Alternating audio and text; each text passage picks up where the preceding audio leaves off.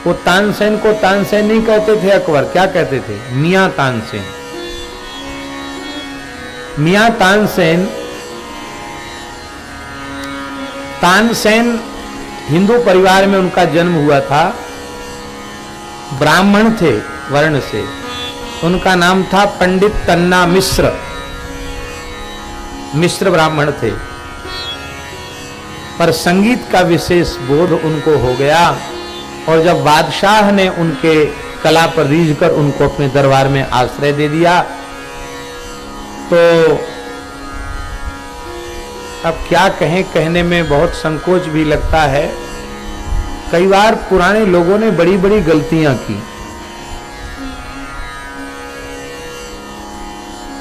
वे कोई धर्म परिवर्तन उन्होंने नहीं किया था, लेकिन तुमने एक म्लेच्छ के यहां नौकरी कर ली, तुम उसके दरबार में गाते हो बजाते हो, तो अब तुम हिंदू नहीं रहे। जाति से बहिष्कार कर दिया उनका, समाज से बाहर कर दिया उनको।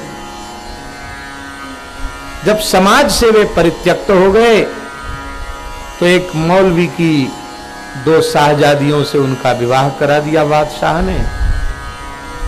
और संगीत की जो विद्या परंपरा से, जो हमारी विशेषकर ब्राह्मणों में जिसकी परंपरा चली आ रही थी, क्योंकि सामवेद का उपवेद गांधर्व वेद है, वो सारी की सारी विद्या तानसेन के माध्यम से मुसलमानों में चली।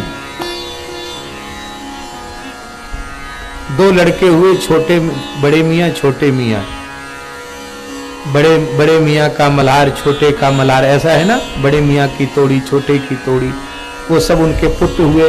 फिर महाराज जी उनसे कई बार इन इधर के लोगों ने उधर से सेवा करके वहां से कुछ सीखा है, प्राप्त किया, ऐसा है।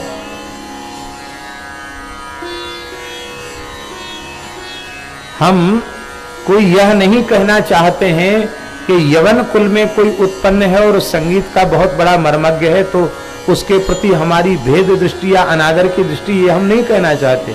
हम तो उसका भी आदर करते हैं। हमारे यहाँ मलुक जयंती के अवसर पर मलुकदास जी के यहाँ शास्त्रीय संगीत की जो गोष्ठी होती है, उसमें सब लोग जो भी कलाकार हैं सब अपनी कला मलुकदास जी के चरणों में प्रस्तुत करने के लिए आते हैं।